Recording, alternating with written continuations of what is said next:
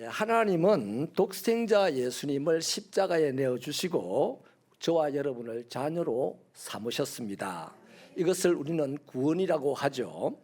이렇게 구원받은 사람을 너나 없이 성도라 부르고 그리스도인이라고 부릅니다. 그런데요, 우리가 구원받은 백성으로 성도가 된 것으로 다 끝이 난 것은 아닙니다. 완성된 것은 아니에요. 겨우 그것은 시작에 불과합니다. 하나님은 우리를 불러 모았습니다. 성도로 삼으시고 구원하셔서 우리를 불러 모아서 교회가 되게 하셨습니다. 그리고 우리 각자에게 직분을 주셨죠. 왜 이런 직분을 주셨을까요? 이 땅을 살아가는 동안 하나님의 뜻을 이루기 위하여서였습니다. 그래서 성도를 사명자로 또 부르시고 세우시는 거예요. 처음에는 오늘 구원하셔서 성도로 불러 세웠지만은 이제 성도들을 교회로 삼으시고 거기서 또 부르십니다. 끊임없이 부르십니다. 뭘로 부르시냐면 사명자로 부르시고 사명자로 세우시는 거예요. 그러므로 그리스도인의 일생이 구원받은 성도가 된 것은 딱 시작입니다. 그때부터 성도는 삶이 다하는 날까지 사명으로 살아야 됩니다. 신앙의 시작이 구원이라면 이제 사명자로 산다는 것은 구원의 과정입니다. 그리고 그가 사명을 감당하는 만큼 신앙의 결과, 열매가 맺어지게 되는데 이것이 하나님의 나라고 이것이 빛이고 이것이 소금인 겁니다. 모세는요, 모태신앙이거든요. 그런데 별반 의미 없었습니다. 모태신앙으로 살아가는 동안 아무런 사회의 의미도 없었고 하나님에게도 의미가 없었어요. 그러나 그가 나이 80이 되어서 이스라엘을 구원하라고 하는 하나님의 말씀을 들은 이후에 사명자로 살기 시작합니다. 그래서 그의 신앙의 열매가 어떻습니까? 한민족의 역사를 완전히 바꾸어 놓는 그런 열매를 맺게 되는 거예요. 베드로도요, 바울도 인생의 시작은 구원이었지만은 이후로 마지막까지 사명자로 살았습니다. 자신이 구원받은 것으로 이 사회에 어떤 유익을 끼쳤느냐? 아니에요. 사명자로 살면서 이 사회에 하나님의 나라에 유익을 끼쳤던 거죠. 그렇기 때문에 구원받은 성도는 호흡이 닿는 날까지 사명자로 살아내어야 합니다. 그것이 바로 그리스도인의 운명입니다. 그렇다면 하나님은 도대체 어떤 목적이 있어서 예수 믿는 우리를 지금도 사명자로 부르실까요? 본문은요, 그 목적을 세 가지로 아주 분명하게 알려주고 있습니다. 우리 본문을 한 번 더 12절 말씀을 읽어주시겠습니까? 시작. 이는 성도를 온전하게 하여 봉사의 일을 하게 하며 그리스도의 몸을 세우려 하시리라. 아멘. 이런저런 직분을 주시고 사명자로 세운 목적은 세 가지인데 첫 번째 목적은 성도를 온전하게 하기 위하여서라고 합니다. 그러니까 구원받은 사람을 온전하게 하기 위하여서 저와 여러분에게 목사, 장로, 권사, 집사 이런 사명자의 직분을 주신 거예요. 그렇기 때문에 이 말씀을 보면요, 사명이 없으면 온전한 성도가 될 수 없습니다. 성도는 될지언정 온전한 성도는 사명을 감당할 때 가능하다는 거예요. 예수님은 산상수훈을 말씀하시는 중에요, 하늘에 계신 너희 아버지가 온전하신 것과 같이 너희도 온전하라 그렇게 말씀을 하셨습니다. 그렇기 때문에 그리스도인이 된 이후부터는 자신이 하나님 앞에서 교회 앞에서 온전해지려는 몸부림이 있어야 됩니다. 그것이 영적 최고의 목표이기 때문입니다. 그렇다면 그 온전함은 무엇을 통해서 이루어질 수 있느냐는 거죠. 사명을 감당하는 것으로 온전해지게 되는 겁니다. 구원받은 것으로 온전해지는 것이 아니고 구원받은 사람이 사명을 감당하면서부터 점점 온전해져 간다는 것입니다. 그래서 그리스도인이 사명자로 헌신할 때에 드디어 온전한 성도가 될 수가 있습니다. 베드로는 갈릴리 호수에서 그물을 던지던 어부였습니다. 그를 예수님께서 제자로 사람을 낚는 어부로 부르셨죠. 자, 그렇다면 베드로가 예수님이 부르시는 그 순간에 온전한 제자가 되었느냐? 완벽하게 사람을 낚는 어부가 되었느냐? 아니잖아요. 여전히 약하여서 질투가 심했습니다. 성질이 사나웠습니다. 심지어 제사장의 뜰에서 체포당하신 주님의 앞에서조차 예수님을 부인할 정도로 약했습니다. 온전하지 못했습니다. 결국에 오순절 성령의 불세를 받고 그때부터 사명을 감당하기 시작하면서부터 온전한 제자가 되었습니다. 사람을 낚는 어부가 되었던 거죠. 바울의 처음 이름은 사울입니다. 이 사람은 다메섹으로 이주한 그리스도인들을 붙잡아 오기 위해서 길을 쓰고 다니던 사람이었습니다. 그런 핍박자를 예수님이 빛 가운데서 만나셨죠. 하지만 사울이 그때 온전한 그리스도인이 됐느냐, 온전한 하나님의 종이 되었느냐? 아닙니다. 베드로나 바울이 온전한 성도, 더 나아가 온전한 사도가 될 수 있던 것은요, 그들에게 주어진 사명에 그들이 헌신하면서부터입니다. 그렇게 사명에 헌신하였을 때에 그들은 위대한 성도, 온전한 성도, 사도들이 되었던 거죠. 저와 여러분도 마찬가지입니다. 하나님이 수많은 죄인 가운데서 우리를 구원하시고 성도로 불러주셨습니다. 엄청난 은혜를 입었죠. 이 엄청난 은혜를 입었지만 처음 말씀드린 대로 이것은 완벽한 게 아닙니다. 그냥 시작일 뿐입니다. 그래서 이후로 우리는 하나님이 주시는 그때그때 주시는 사명에 헌신할 때에 우리는 점점 온전한 성도로 자라갈 수가 있고, 마침내 그분이 원하시는 것은 그리스도의 장성한 분량에까지 이르기를 원하신다는 거죠. 두 번째 목적은요, 봉사의 일을 하게 하기 위하여서 사명자로 세우셨습니다. 봉사의 일이란 뭡니까? 낮은 자리에서 주를 섬기고 교회를 섬기고 성도를 섬기는 것이 봉사의 일입니다. 따라서 사명자는 높은 자리에 앉아서 대접받는 것은 아닙니다. 낮은 자리에서 겸손히 교회와 성도를 섬기는 것이 바로 사명자의 일입니다. 여러분, 세상은요, 앞자리, 화려한 자리, 높은 자리에 온통 관심이 많습니다. 사람들은 누구나 자신이 스포트라이트를 받기를 원합니다. 자기가 주인공이 되어야만 한다라는 생각이 있어요. 이러한 것에 온 에너지를 투입을 하죠. 그러다가 인생이 끝나버리는 사람도 많습니다. 그만큼 높은 자가 되고 싶고 앞선 자가 되고 싶고 영향력 있는 사람이 되고 싶어 합니다. 하지만 교회 안에서의 사명자는 달라요. 비록 높은 곳이 아니고 낮은 곳일지라도, 스포트라이트를 받는 곳이 아니고 후미진 자리라 할지라도 나를 필요로 하는 곳이 있다면 얼마든지 즐겁게 거기서 수고하는 사람, 그가 바로 교회의 사명자요, 주님의 사명자입니다. 그래서 빛도 없이 이름도 없이 빛도 없이 주님을 섬긴다고, 난 부름을 받아 나선 사람이기 때문에 그렇게 섬긴다고 찬송을 하지 않습니까? 오히려 후미진 자리에서 섬겨서 남들이 빛을 발하는 그 상황이 오게 됐을 때 후미진 자리에서 여전히 즐거워하고 기뻐할 수 있는 그런 사람이 바로 사명자라는 거죠. 여러분, 사명자의 본이 되신 분이 누굽니까? 예수님입니다. 하루는 야고보와 요한의 어머니가 찾아왔죠. 예수님께 요청을 합니다. 당신의 나라가 임하시면 내 하나들은 우편에 하나들은 좌편에 앉혀주세요. 다시 말하면 가장 스포트라이트를 받는 자리에 앉혀주시고 가장 영향력 있는 자리에 앉혀주시고 가장 힘 있는 자리에 앉혀주세요. 이렇게 부탁을 들었습니다. 그러자 다른 제자들이 막 화를 냈습니다. 다른 제자들도 틀림없이 그럴 만한 자격은 되는 사람들이잖아요. 자기의 재산도 자기의 직업도 다 버리고 예수님을 쫓아왔기 때문에 야고보, 요한, 니만 그러냐? 우리는 니보다 더 낫지 않냐? 뭐 이럴 수도 있는 자격이 있는 사람들입니다.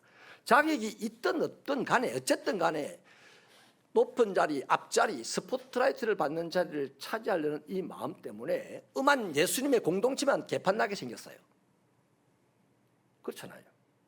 그때 예수님이 말씀하시기를 너희 중에 누구든지 크고자 하는 자는 너희를 섬기는 자가 되고 너희 중에 어뜸이 되고자 하는 자는 지금 당장 너희의 종이 되어야 한다, 이렇게 말씀을 합니다. 이건요, 당시의 말로는 지금도 마찬가지입니다. 지금은 그러려니 하고 뭐 맞아 이렇게 해줘야 고상한 사람이 되니까 그냥 동의해 주죠. 근데 당시에는 누구도 동의할 수 없어요. 지금도 누구도 세상 사람은 동의할 수 없는 말입니다. 교회 안에서도 세상적인 사고를 가지고 있는 사람은 이 말씀에 동의할 수 없어요. 동의하는 척할 뿐입니다. 아주 혁명적인 말씀입니다. 세상과는 정반대의 말씀이잖아요. 세상은 큰 사람이 섬김을 받습니다. 높은 사람이 대접을 받습니다. 어뜸이 되는 사람은 종이 아니라 상전으로 살아가는 것이 세상입니다. 이게 세상의 논리입니다. 그런데 예수님은 누구든지 큰 사람이 되려면 종이 되어야 된다고 하죠. 세상에서 어뜸이 되고 큰 사람이 되려고 하는 이 모든 사람들에게 네가 큰 사람이 되고 싶냐? 종이 되어라, 이렇게 말한다 이거죠. 누가 예수님의 말을 인정하겠습니까? 그런데 예수님은 그렇게 말씀을 했어요. 그래서 세상에서는 이게 실현이 안 됩니다. 어디서 실현이 돼야 됩니까? 교회 안에서 실현이 돼야 되는 거예요. 어뜸이 되려면 섬기는 자가 되고 종이 돼야 되는 거죠. 그렇잖아요. 이 세상 어디에도 이것을 실현할 수 없는 불가능한 말씀입니다. 그러나 교회는 주님의 말씀으로 살겠다고 하셨으니 교회는 이것이 실현되어야 되는 거죠. 여러분, 교회는 주님의 나라의 원리대로 행동하고 살아가는 공동체잖아요. 그렇다면 그 원리가 또 그 원리를 세상에 보여줘야 될 책임이 있는 곳이잖아요. 이 주님의 나라를 어떤 원리로 살아야 됩니까?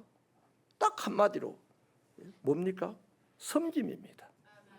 섬기는 이 원리를 가지고 생활을 해야 하나님의 나라가 이루어지고 세상이 그것을 보고 아, 하나님의 백성들이구나 알게 되는 거거든요.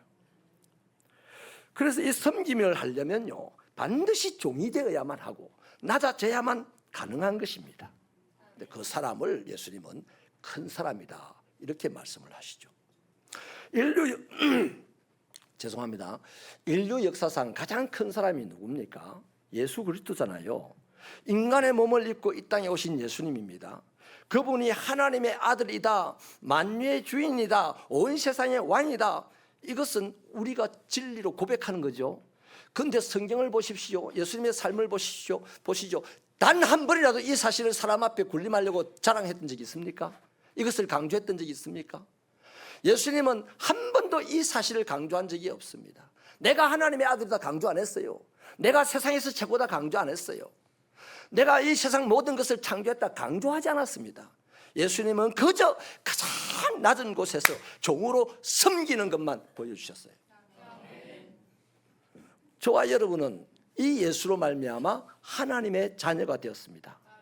하나님은 우리도 이 예수님처럼 사셔서 진짜 큰 사람이 되기를 소원하십니다. 하나님이 보시기에는 이 세상에서 힘이 있거나 지위가 높거나 재물이 많거나 학위가 많거나 이런 사람들이 하나님에게 큰 사람이 아니에요. 하나님에게 큰 사람은 딱 한 사람입니다. 가장 낮은 곳에서 가장 섬기는 사람, 그 사람을 하나님은 크다 하십니다. 그래서 하나님은 때가 되면 그 사람을 지극히 높은 곳에 세워주시는 것이죠. 그가 세상을 호령하고 다스리는 나라가 올 때 이 세상은 진정한 평화를 맛보게 되는 것입니다. 세 번째 목적은요, 사명자로 세우시는 목적이 뭐냐? 그리스도의 몸을 세우기 위하였습니다. 에베소서 5장 23절은 교회를 그리스도의 몸이라고 했어요. 우리는 교회의 몸을 이루고 있는 하나하나의 지체입니다. 그러면 몸이 건강하게, 전인적으로 건강하게 자라려고 하면 손발 마디마디 하나하나가 다 어떻게 됩니까? 온전해야 되는 거죠. 그 몸을 이루는 지체들이 다 건강해야, 장애가 없어야 온전한 건강한 신체를 가지고 활동을 할 수 있는 거 아니겠습니까? 교회의 건강, 교회의 성장은요, 교회의 발음 이런 것들은 교회 속에 모여 있는 지체 한 사람 한 사람의 건전성에 달려 있습니다. 많이 공부했냐, 돈이 많냐, 뭐 이런 힘이 세냐, 이런 것에 교회 성장이 달려 있지 않고요. 한 사람 한 사람이 얼마나 건전하나에 교회 성장이 달려 있어요. 그래서 필요한 게 뭡니까? 내가 건전하려면 뭐 어떻게 해야 됩니까? 이 세상을 살아가는 사람들이 건전하려면 어떻게 해야 됩니까? 배워야 합니다. 우리가 자녀들을 왜 학교에 보냅니까? 건전한 인격을 도야해서 건전한 삶을 살아가라고 학교에 보는 거 아닙니까? 그럼 우리가 교회 안에서 건전한 지체들이 되려고 하면 뭘 해야 됩니까? 배워야 되는 거예요. 그래서 훈련과 배우는 것이 필요한 겁니다. 교회만 다닌다고 다 건강해집니까? 그렇지 않잖아요. 바르게 됩니까? 그렇지 않습니다. 배우지 않고 훈련받지 않는 한 건강해질 수 없고 건전해질 수 없고 바를 수 없어요. 그런데 우리 한국 교회 속에서 이 배움과 훈련에 몰입하여서 달려간 사람들이 있냐? 별로 없어요. 그래서 코로나 터지니까 여러분, 병원에 코로나 터졌다고 병원에 문 안 열었습니까? 코로나 터졌다고 식당에 문 닫았어요. 거리 조정은 했지만 다 했습니다. 그런데 코로나 터지고 유일하게 정부는 교회를 문 닫게 했습니다. 그리고 우리는 문 닫아줬어요. 다시 한번 이 코로나로 말미암아 완전히 와해되기를 바라는 것이 어둠의 영들입니다. 이 세상의 어둠의 영들은요, 주님이 마지막 재림하신 날까지 교회가 와해되기를 바랍니다. 사랑하는 새벽교회 성도 여러분, 주님이 오신 날까지 여러분의 온몸으로 교회를 지키시고 지탱하시고 키워나가시고 확장하시고 생기가 넘치게 하시기를 주님 여러분 축원합니다. 그러려면 우리는 훈련하고 배워야 되는 거예요. 제자들이 예수님과 3년 동안 뭘 했습니까? 함께 있었습니다. 함께 있는 것도 훈련입니다. 집 올 일 보러 안 가고 함께 있는 게 훈련이에요. 그리고 끊임없이 그들은 배웠습니다. 일주일에 한 번이 아니라 매일같이 훈련받고 배웠잖아요. 기도하는 것도 배웠습니다. 전도하는 것도 배웠습니다. 남을 대접하는 것도 배웠습니다. 봉사하는 것도 배웠습니다. 섬기는 것도 배웠습니다. 주님은 무엇보다도 말씀을 가르쳤죠. 구원이 무엇인지 가르쳤습니다. 영생이 무엇인지 가르쳤습니다. 하나님의 나라가 어떤 것인지를 십자가를 지고 죽으시면서까지 가르쳤어요. 또 성천 부활하시고 성천하실 때까지 하나님 나라를 가르쳤잖아요. 자, 그렇게 예수님께 배운 그들이 사도가 되어서 초대 그리스도의 몸인 교회를 이루었습니다. 그리고 그 교회를 위하여서 헌신하고 봉사하며 주님의 몸된 교회가 건강하게 성장하도록 수고하였습니다. 물론 거기에 성령의 불세례가 개입을 했죠. 그 결과가 어떻습니까? 하나님의 말씀이 흥황하는 교회가 되었습니다. 초대 교회에 돈 많은 사람이 있었다? 많이 배운 사람이 있었다? 권력자가 있었다? 없어요. 세상에서 오늘로 말하면 루저들이 모였습니다. 그런데 이 사명자로 세워진 사도들로 인하여서 어떻게 됩니까? 교회가 흥황하게 되었습니다. 무엇이? 말씀이 흥황하게 되었습니다. 날마다 믿는 자의 숫자가 늘어나는 교회가 되었습니다. 온 백성들에게 칭찬받는 교회가 되었습니다. 그뿐 아니죠. 그 교회를 통하여서 그리스도의 몸이 온 세계로 확장되어 나갔습니다. 지금도 주님의 몸은 확장되어 나가고 있는데 그 일에 새벽교회가 가장 아름다운 역할을 하게 되기를 축원합니다. 말씀을 마칠게요. 하나님은 먼저 우리를 구원의 자리로 부르셨습니다. 그리고 성도라는 이름을 주셨어요. 우리는 대체로 성도면 끝이라고 생각합니다. 아닙니다. 이제 성도가 된 우리를 교회에 불러 모아서 날마다 때때로 사명의 자리로 부르습니다. 사명자로 세우십니다. 그 부르심에 응답하여서 우리는 그분의 일을, 그분의 주신 명령을 따라갈 때 가는 만큼 아름다운 믿음의 열매가 맺히게 되는 거죠. 믿음의 역사가 일어나게 되는 거죠. 내가 성도라고 말하는 거기서 믿음의 역사가 일어나는 것이 아니라 성도가 하나님의 말씀에 순종하여 사명을 감당할 때에 믿음의 역사가 일어나는 것입니다. 그러므로 지금 이 땅에 존재하는 모든 그리스도인은 불충분의 충분 시대를 살아가고 있습니다. 이제 충분의 충분을 향하여서 나아가야 할 때입니다. 그래서 사명자로 세우는 겁니다. 성도에서 사명자로 나가야 됩니다. 그 다음 하나님의 역사가 일어납니다. 우리 새벽교회 성도들은 하나님의 역사까지 보는 살아있는 사람들이 되시기를 축원합니다. 하나님 아버지, 우리는 성도에 머물러 있지 아니하고 하나님의 부르심에 응답하여 사명의 자리에까지 나가게 하여 주시고 거기에 직분을 따라서 주님 앞에 헌신하여 그 결과로 신앙의 열매를 보게 하시고 그것이 온 세상에 나누어줄 축복이 되게 하여 주셔서 축복의 통로로 손색함이 없는 하나님의 자녀들 되게 도와주옵소서. 예수님 이름으로 기도하옵나이다. 아멘.